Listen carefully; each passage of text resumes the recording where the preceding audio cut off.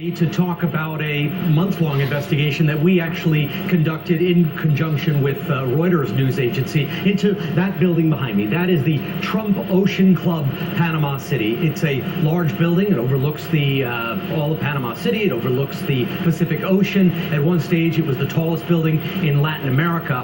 And our reporting shows that in addition to being a big tower, which, by the way, is not owned by President Trump, not owned by the Trump organization, he simply licenses his name. Still, he's received millions because of that licensing agreement, and our reporting shows that this building was effectively a magnet for dirty money. Trump Ocean Club soars over the Pacific and Panama City. It's also where criminals, everywhere from Russian gangsters to money launderers for Latin American drug cartels, were able to hide their cash.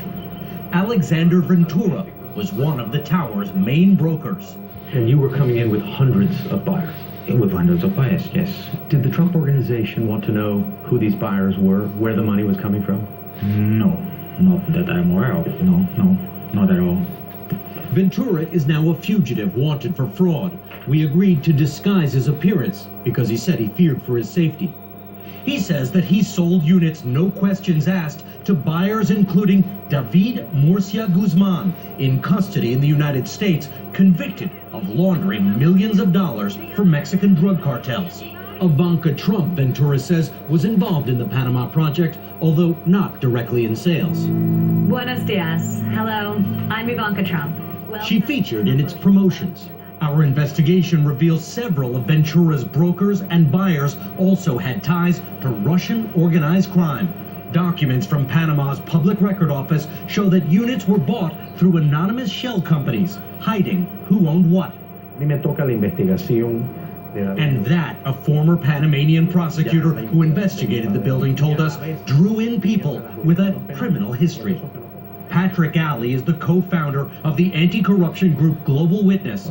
Its report on the Trump Ocean Club is also out today.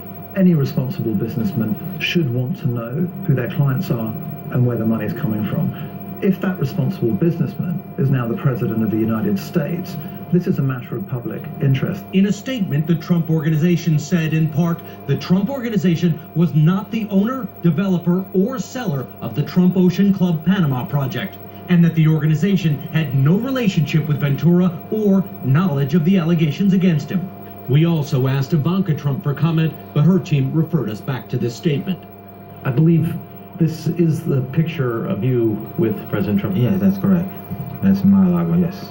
Yeah. So you were a guest at the party, they hosted you at Mar-a-Lago. Yes, there was a lot of people, yes, but I was one of them, you know. The Trump Organization is now distancing itself from a project that earned it millions, but involved a dubious cast of characters. Financial records indicate that the president is still earning money from this tower. The Trump Organization maintains that since it only had a licensing agreement, it was not responsible and is still not responsible for what happened in this building. But legal experts we've spoken to and Reuters have spoken to say that might not be enough, that if the Trump Organization or any company, in fact, deliberately turns a blind eye to criminal activity or even the risk of criminal activity when operating in a place like Panama, where there's a high risk of corruption, then it could be grounds for raising a case. All right, Richard, thanks very much for the great reporting in that. NBC's Richard Engel for us in Panama City.